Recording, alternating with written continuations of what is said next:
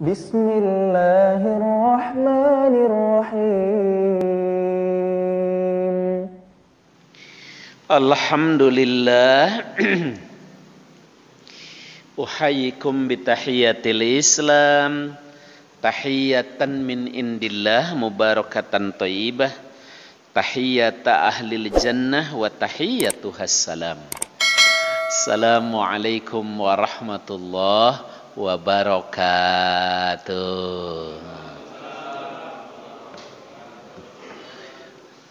Nuhun Kang. Kasih tenan. Alhamdulillahilladzi amarona bi'amali sholihat wa nahana 'anis sayyi'at. Asyhadu an la ilaha illallah wahdahu la syarikalah wa asyhadu anna Muhammadan abduhu wa rasuluh. Allahumma iftah lana qulubana wa alhimna rusydana wahdina ila siratikal mustaqim. Wa qala ta'ala a'udzu billahi as-sami'il 'alim minasyaitonir rajim. Ya ayyuhalladzina amanu ittaqullaha haqqa tuqatih wa la tamutunna illa wa antum muslimun amma ba'du.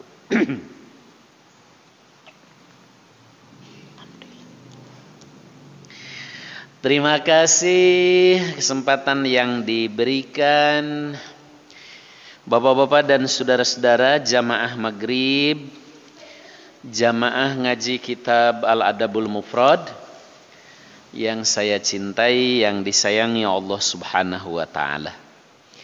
Bersyukur kita kepada Allah di malam yang barokah ini, malam ke-16 atau 17 bulan Rajab. Ya, itu artinya tinggal 1 bulan 12 hari lagi kita akan memasuki Ramadan.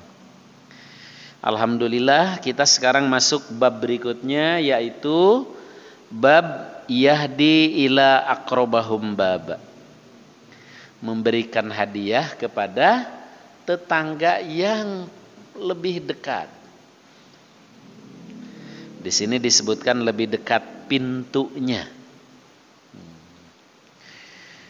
Ya, berarti kalau diibaratkan radius itu nggak pakai jarak, pokoknya depan, belakang, kiri, kanan, atas, bawah yang nempel sama kita.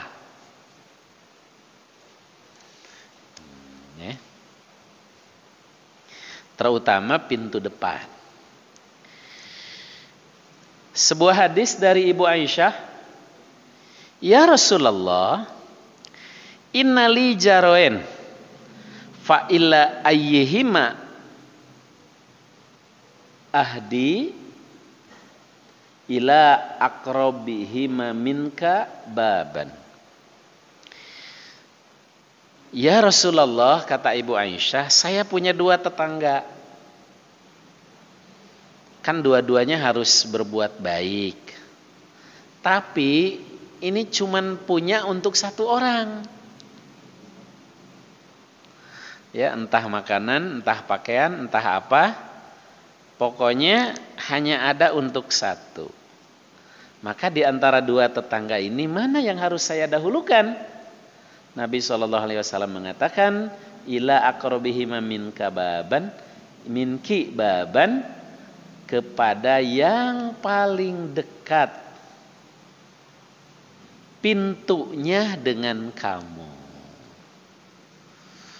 Kan kadang-kadang kalau pintu mah terbuka, jadi kelihatan di dalam, oh punya pisang baru dari Bogor, dari kebon misalnya kan, atau oh ya kan, apalagi kecium baunya, bikin kue dia. Jadi kalau ada 2 tapi hanya 1 yang bisa kita kirim, pilih yang paling dekat pintunya. Tapi alangkah indahnya kalau bisa berbagi kepada lebih dari 1 tetangga. Masya Allah ya. Lanjut nak. Jadi ternyata ada prioritas ya dalam pemberian kepada tetangga itu. Ini sempat hadis ini. Imam Hasan Al-Basri pernah ditanya mengenai tetangga. Dia menjawab, arba'ina daron amamah. Wow. Wa arba'ina khalfah. Wa arba'ina an yaminih. Wa arba'ina an yasarih. Jadi batasan tetangga itu, Masya Allah, 40 rumah ke depan, 40 rumah ke belakang, 40 rumah ke kanan, 40 rumah ke kiri. Itu masih kategori tetangga. Masya Allah. Kalau di daerah yang padat sih deket. Kalau di kampung rumahnya berjauhan, nggak cukup. Apalagi klaster. Nah, tapi ini batasan maksimal. Batasan maksimal. Ya, ini kalau kurban kita cuma seekor kambing nggak kebagian. Segini aja nggak kebagian. Tapi kalau sapi baru kebagi semua ya. Ini yang dimaksud oleh Imam Hasan Al-Basri adalah batasan maksimal. Kalau batasan paling minimal itu yang paling dekat pintunya dengan kita. Ya, ginilah simpelnya mah. Yang sering keganggu ame berisiknya kita, gitu aja. Kalau kita lagi bentak-bentakan sama bini, dia denger. Nah, itu yang paling. Kalau kita lagi ngomelin anak, dia denger. Kalau ada upo di rumah kita, tahu upo? Piring terbang. Ada upo di rumah kita, jangan sampai ya. Dia tahu gitu. Nah, itu yang tetangga yang paling dekat itu. Ya. Jadi yang betul-betul dekat rumahnya bahkan pintunya. Itu yang paling minimal. Tapi batasan maksimal itu sampai 40 rumah. Luar biasa Islam ya. Pantesan masyarakat Arab yang tadinya rusak dan jahiliyah hanya dalam 23 tahun berubah. Dari bangsa yang tukang perang, fa asbahtum bi ni'mati ikhwana, jadi bersaudara. Yang asalnya tukang maksiat berubah jadi taat. Yang asalnya tukang judi berubah. Yang asalnya tukang riba berubah. Yang asalnya tukang melakukan minuman keras berhenti. Bukan ini mah asalnya enggak jadi dilegalkan. Ini kebalik. Jahiliyah saja orang Arab itu betul-betul tukang teler. Sampai disebutkan dalam sirah itu semakin berkelas sebuah pertemuan itu makin mahal khamr yang dihidangkan. Tapi dengan Islam berubah ditinggalkan. Sampai waktu turun ayat innamal khamru wal maisir wal ansab wal azlam rijsun min amali syaitan, najis perbuatan syaitan, fajtanibuh kata Allah, jauhilah. Itu disebutkan dalam riwayat parit-parit kota Madinah itu penuh dengan khamr-khamr yang ditumpahkan. Semua koleksi mereka buang, padahal koleksi-koleksi yang mahal. Begitu dengan Islam berubah. Padahal nggak punya gelar kiai haji, nggak dianggap sebagai ulama, sahabat aja, berubah. Bukan malah tadinya tidak boleh sekarang jadi boleh, tadinya ilegal sekarang jadi legal, ya. Dan itu terjadi di saat salah satu pemimpinnya adalah kiai haji, ulama. Kan menyedihkan. Sakitnya tuh di sini. Qala Roma Irama, terlalu. Ada yang lebih khusus lagi. Kenapa minuman itu haram? Kan? Atau dulu aku suka padamu. Menyedihkan. Jadi kenapa masyarakat Arab yang rusak berubah menjadi baik dengan Islam? Karena betapa indahnya Islam. Sampai-sampai coba dengan tetangga aja hadisnya sampai banyak banget. Nih. Ada hadis berikut nih. Ya, bagaimana orang yang menutup pintu aglaqal bab alal jar. Ya. Laqad ata alaina zamanun aw qala hinun wa ma ahadun ahaqqu bidinari wa dirhamih min akhil muslim sumal an ad-dinar wa dirham ahabu ila ahdihima min akhil muslim. Telah datang kepada kami, kata para sahabat, suatu zaman, suatu masa di mana seseorang itu merasa bahwa saudaranya sesama muslim lebih berhak memiliki dinar dan dirham yang ia miliki. Sahabat tuh sampai begitu dulu. Saking dipersaudarahkannya oleh Islam, fa asbahtum bi nikmatihi ikhwana, asalnya bermusuhan tapi dengan Islam itu jadi bersaudara. Fa asbahtum bi nikmati ikhwana, innamal mu'minuna ikhwah. Bahwasanya mukmin itu bersaudara. Saking kami ini merasa bersaudara, ya, diikat oleh Islam, yang dicontohkan bagaimana Rasulullah SAW mempersaudarakan Muhajirin dengan Ansar, sampai-sampai ya seseorang itu merasa ketika dia punya uang, dia merasa bahwa saudaranya yang muslim itu lebih berhak juga atas uang yang ada di kantongnya itu. Allahu Akbar.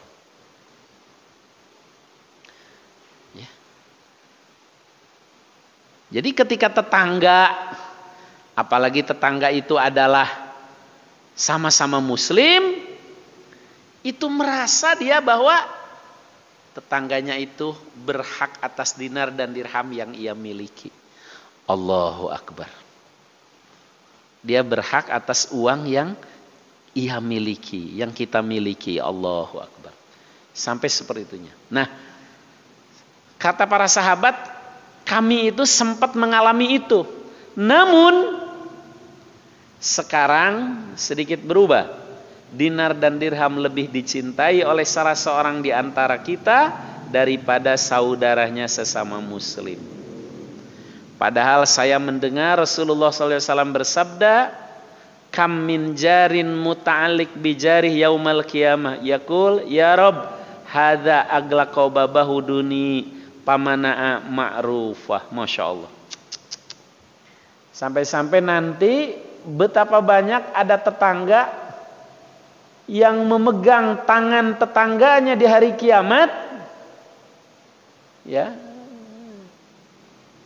Saya ulangi, sampai nanti di hari kiamat itu ada tetangga yang memegang tangan tetangganya sambil mengadu.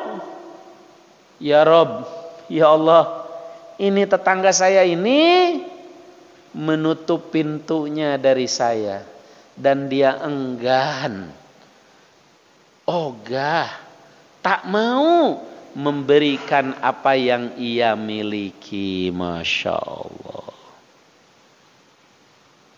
Padahal dulu kata para sahabat, kami pernah mengalami satu generasi, satu keadaan, satu zaman ketika masih ada Rasulullah SAW, ya, sampai-sampai kalau saya punya uang gitu, kita merasa bahwa dia saudara kita yang muslim itu lebih berhak atas uang yang ada di kantong saya itu. Sampai segitunya dulu itu.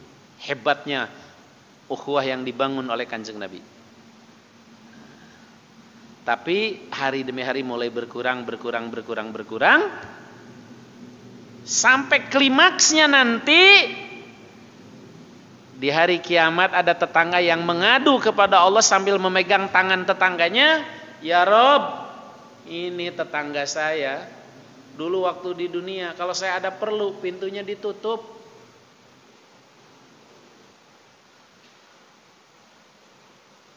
Saya lagi susah, pintunya bukan cuma ditutup, dibanting. Saya datang butuh pertolongan, bukannya dibantu, malah dimaki-maki. Lu sih males, makanya miskin lo, giliran susah aja minta tolong sama gua. Emang gua siapanya lu? Astagfirullahaladzim.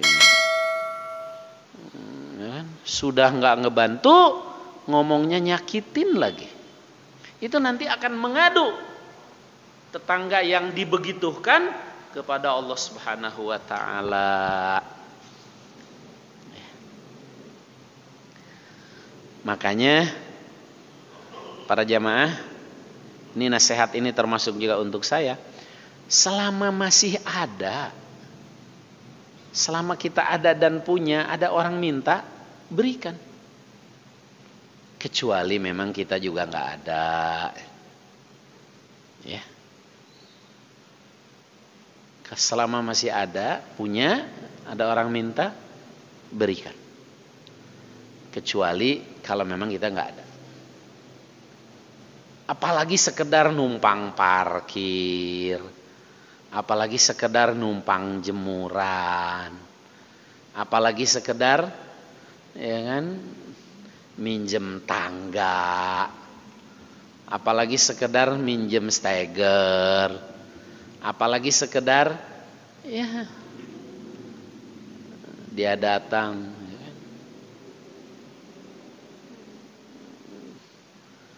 Karena ya kadang-kadang unik juga dalam kondisi begini itu. Ya. Beberapa hari lalu orang datang ke rumah, badannya tinggi besar kekar. Ya. Ngomongnya ke anak saya. Ada apa, Nak? Dia minta beras, Bi. Badan tinggi besar kekar minta beras. Ya berarti kan saking susahnya. Ya kan? Nggak minta duit, minta beras. Berarti kan saking susahnya ya. Di dalam, nah, jangan sampai kemudian kita menutup pintu, apalagi mengusir tanpa memberikan sesuatu pun, walaupun tidak sebesar yang dia tuntut, yang dia minta, setidaknya ada yang kita berikan. Ya. Inilah diantara indahnya ajaran Islam, yang kita ahli pengajian, ahli ibadah, ahli sholat berjamaah memang dituntut untuk paling depan dalam mengamalkan hal ini. Saya ulangi, kita ahli pengajian, ahli ibadah, ahli sholat berjamaah ke masjid dituntut harus lebih dulu mengamalkan, karena kita duluan tahu. Nyesal ngaji ya, nyesal ngaji ya, jadi tahu sih. Enggak, insya Allah enggak nyesal, justru bersyukur ketika kita tahu, kita bisa mulai mengamalkan. Percayalah, tidak ada orang jadi miskin gara-gara berinfak, tidak ada yang jadi miskin gara-gara sedekah. Lanjut, Nak.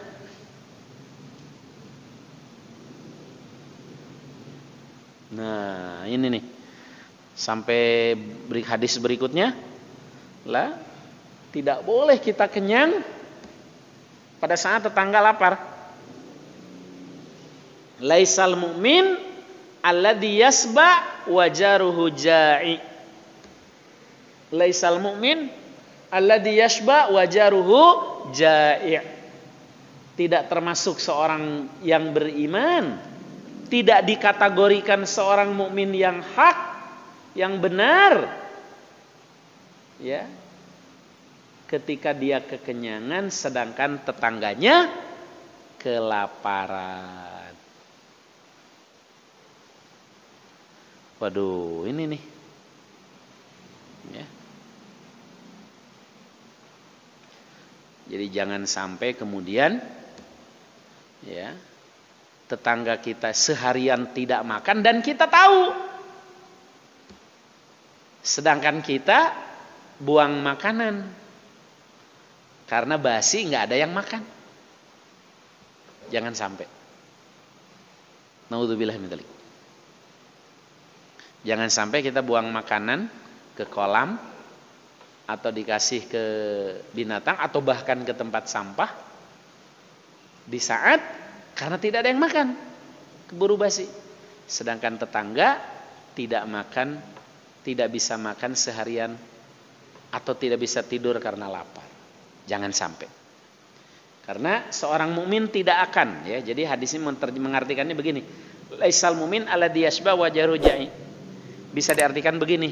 Seorang mukmin tidak akan kekenyangan pada saat tetangganya kelaparan.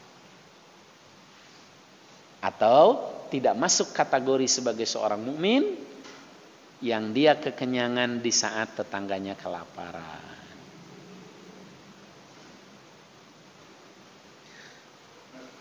Ya. Nah, ya kalau nggak tahu lain cerita, Pak. Kalau tidak tahu semoga Allah mengampuni. Ini kan masalahnya yang tidak boleh itu tahu jelas. Makanya betul kalau di antara kita ada yang jadi RT, ada yang jadi RW. Jadi RT lah terutama, itu harus tahu betul kondisi ekonomi rakyat kita itu. Walaupun bukan kita yang ngasihnya, tapi setidaknya ya ketika ada pembagian itu betul-betul yang mendapat itu adalah yang berhak, yang memang punya jatah untuk itu. Ya.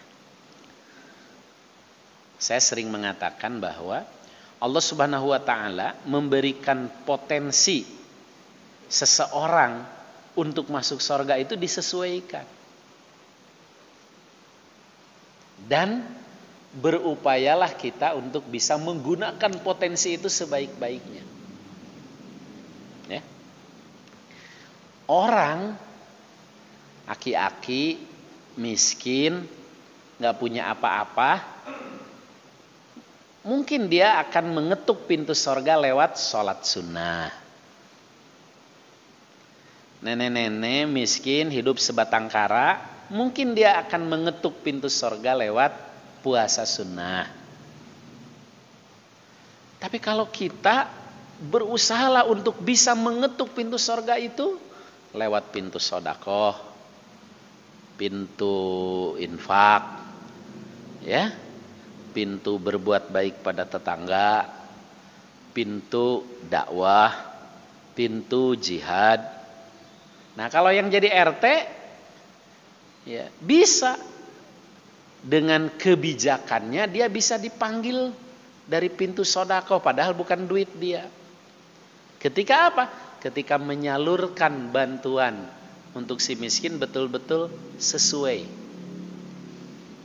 Maka dia akan dipanggil dari pintu sedekah padahal dia mah cuma melanjutkan.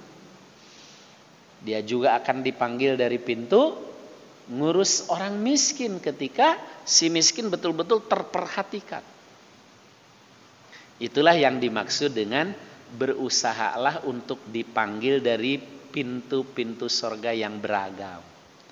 Sebagaimana Abu Bakar akan dipanggil oleh semua pintu surga. Ya, maka berusahalah. Bukan cuma pintu sholat sunnah yang manggil kita, bukan cuma pintu puasa sunnah, bukan cuma pintu zikir dan doa, bukan cuma pintu majelis ilmu, tapi ada pintu sedekah. Karena kita menggunakan kebijakan kewenangan kita untuk membantu orang miskin. Lewat pintu berbuat baik pada tetangga. Padahal misalnya kita juga bukan orang kaya-kaya banget, tapi tidak pernah membiarkan tetangga kesusahan. Ya.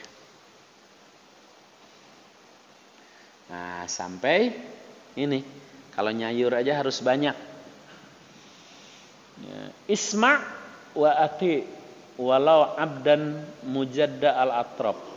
Wa idza sana'ta maraqatan fa aktsir ma'aha. Sumandur ahla baitin min jiratik fa asibhum minha bima'ruf wa shallis shalah li waqtiha fa in wajadtal imam qad shalla faqad ahrazta shalatak wa illa fahiya nafilah. Dengarkan dan taati, ya, meskipun yang jadi pemimpin itu awalnya dulunya seorang budak, bisa ada. Ini soal taat kepada pemerintah yang kita pilih. Jika engkau memasak, perbanyaklah kuahnya. Kemudian lihat tetangga yang memiliki hubungan kekerabatan denganmu. Ya, udah tetangga masih ada hubungan rahim lagi, silaturahim. Berikan kepada mereka dengan cara yang baik. Terus dirikan sholat 5 waktu. Jika engkau menjumpai imam telah melaksanakan sholat, engkau telah menjaga sholatmu, maka laksanakanlah engkau menjaga sholatmu. Jika belum, sholatlah engkau kerjakan bersama imam, dan itu adalah sunnah. Jadi perhatikan antara taat kepada pemimpin yang kita pilih, kemudian memperbanyak kuah ketika masak untuk berbagi dengan tetangga, terus silaturahim dan sholat berjamaah, itu disebut sejajar. Artinya apa? Artinya tidak boleh kita ini hanya rajin ibadah ke masjid saja, rajin ke pengajian saja, rajin ke majelis ilmu saja, aktivis masjid dan aktivis dakwah saja, tapi dengan tetangga enggak bagus, dengan tetangga enggak akur, di lingkungan terkenal pelit, itu enggak boleh. Karena coba perhatikan hadisnya, antara ketaatan kepada pemimpin, ya, tentu selama perintahnya tidak bertentangan dengan aturan Allah. Antara ketaatan kepada pemimpin, peduli kepada tetangga, dengan berusaha untuk berjamaah dengan imam, itu disebutkan sejajar. Maka seorang muslim sekali lagi, ya, dia baik hubungan dengan Allah dalam hal ibadah mahdoh, sholat, ngaji, dzikir, doa, majelis ilmu. Dia juga harus baik dengan tetangga, dengan lingkungan. Dia juga harus baik dengan yang masih ada hubungan rahim maupun kerabat. Masya Allah. Ya Abadar, idza tobakhta mirqatan atau marokotan fa'aksir ma'al mirqah wa ta'ahad jironak awiksim pi jironik. Wahai Abu Dzar, kata Kanjeng Nabi kepada seorang sahabat yang bernama Abu Dzar, apabila engkau membuat suatu masakan, perbanyak kuahnya. Lalu undang tetanggamu atau engkau bagikan kepada mereka. Jadi bisa tetangga yang diundang ke rumah kita, atau kita yang berbagi kepada mereka. Apalagi udah tetangga, dia teh masih saudara. Nah, ya, itu dua haknya itu.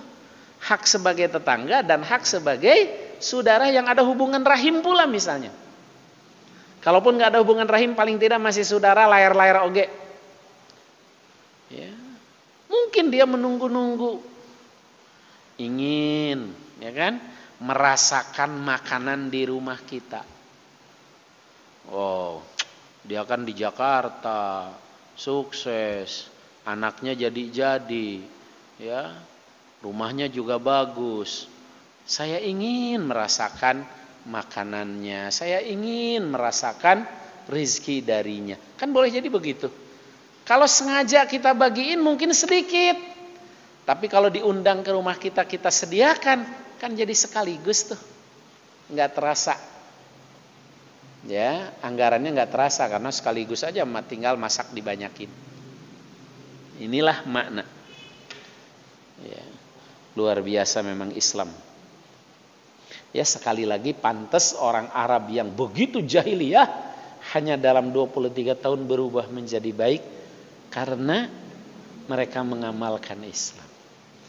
Jadi orang Arab itu bukan hanya berubah dari tadinya menyembah berhala menjadi beribadah kepada Allah.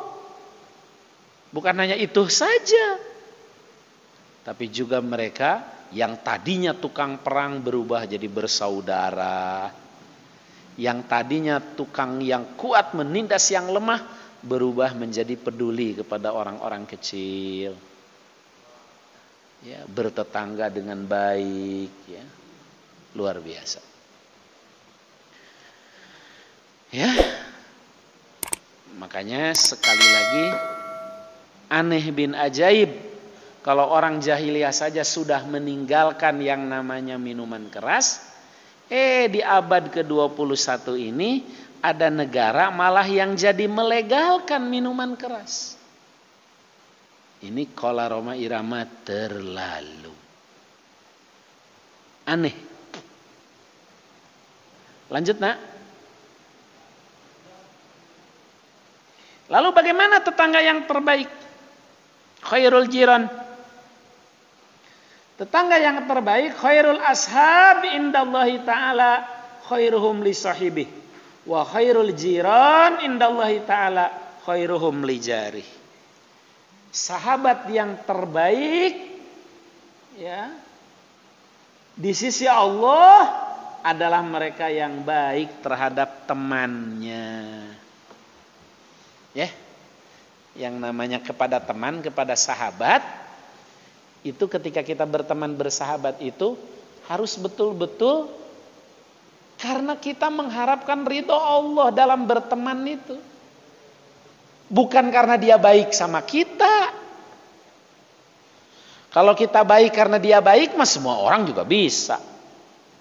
Itu mah tidak masuk kategori khairus ashab, tidak termasuk kategori sahabat yang baik.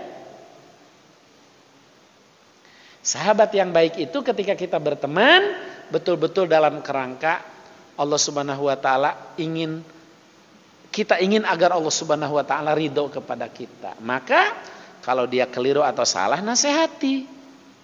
Yang namanya nasihati itu karena kita sayang, karena kita cinta, bukan ingin mempermalukan dia atau mencari-cari kesalahannya. Apalagi memakinya di depan umum, itu sih bukan nasihat. Kalau ngingetin teman itu ngomongnya berdua di tempat yang khusus. Afwan akhi, antum nih masih melakukan ini kemarin aneh lihat, kenapa ya? Nah, kalau dia tidak punya alasan kecuali memang itu kekeliruan, kita ingatkan. Itulah seorang teman, itulah seorang sahabat. Karena berteman bersahabat itu bukan dalam kerangka ngejilat, muji terus kebaikannya terus sehingga salah aja nggak berani negur, nggak boleh. Ya, nah, sahabat yang terbaik di sisi Allah itu yang paling baik kepada temannya, sahabatnya. Berteman dengan ikhlas semata-mata karena memang ingin Allah jadi ridho. Kalau salah dia kita luruskan, kalau benar kita dukung. Dan khairul jiran, tetangga yang baik adalah indallah di sisi Allah khairuhum li jari, yaitu yang paling baik kepada tetangganya. Apalagi tetangga depan rumah, pintunya juga dekat dengan kita. Maka dia punya hak lebih dari kita untuk diperhatikan, dibantu, diberikan hadiah, ya, diberikan kenyamanan. Dan jangan suka salah dalil. Maksud salah dalil apa Ustaz? Iya, dalil untuk agar kita kepada orang dipakai kita untuk dalil orang ke kita, salah itu. Antum kan tetangga aneh, antum kan wajib berbuat baik sama tetangga. Kok antum gak baik sih sama aneh? Salah itu. Itu dalil untuk kita amalkan, bukan untuk menuntut orang baik kepada kita. Kata Nabi, tetangga yang paling dekat pintunya itu lebih berhak duluan dapat. Kemarin aneh lihat antum bawa durian kok nggak nyampe ke aneh, nyampe baunya doang. Itu salah, memakai dalil untuk kita, untuk orang nggak boleh. Yang maksudnya itu kita, bukan menuntut. Ya. Jadi untuk mengamalkan dalil bukan mendalili amal. Kalau yang tadi itu mendalili amal. Antum kan dari kampung, iya.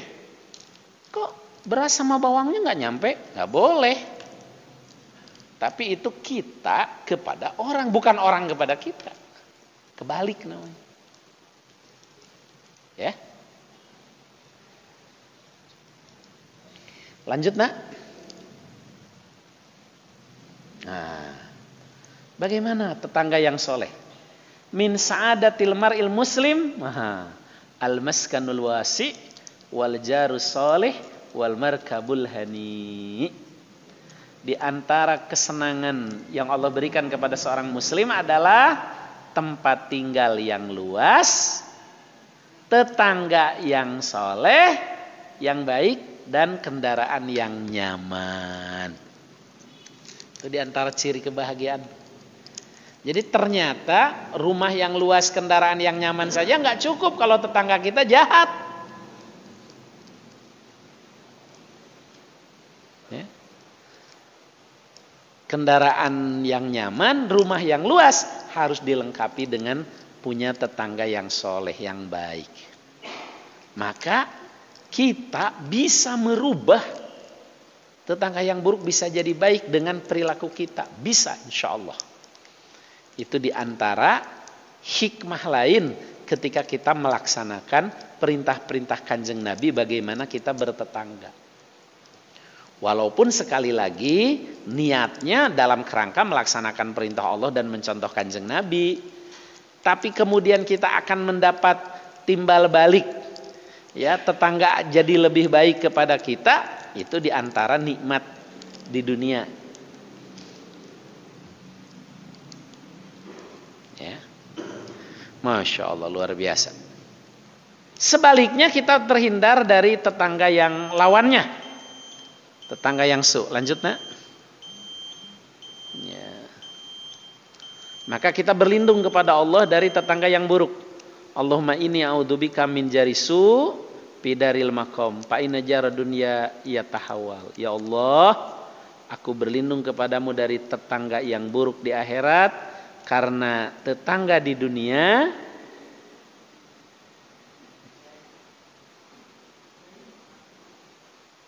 akan senantiasa berubah-ubah. Jadi di antaranya juga kita memohon kepada Allah perlindungan. Jangan sampai punya tetangga yang buruk. Ya, kalau nggak buruk nggak nyaman. Sebentar-sebentar barang kita hilang. Sebentar-sebentar barang kita hilang, misalnya kan. Mau diinin nggak ada bukti, tapi kita udah tahu kalau dia kan jadi susah. Jadi kalau punya tetangga yang baik, insya Allah nyaman, dan itu diantara bentuk kebahagiaan dunia. Tapi mulailah dari kita. Jadi sekali lagi, kita sebagai aktivis pengajian, ahli ibadah, ahli sholat berjamaah di masjid, harus menjadi orang-orang yang paling depan. Mengajar, mengamalkan tuntunan Kanjeng Nabi, menjadi tetangga yang baik. Dan itu termasuk nilai dakwah. Ya. Subhanaka Allahumma bihamdik, asyhadu an la ilaha illa anta astaghfiruka wa atubu ilaik. Assalamualaikum warahmatullahi wabarakatuh.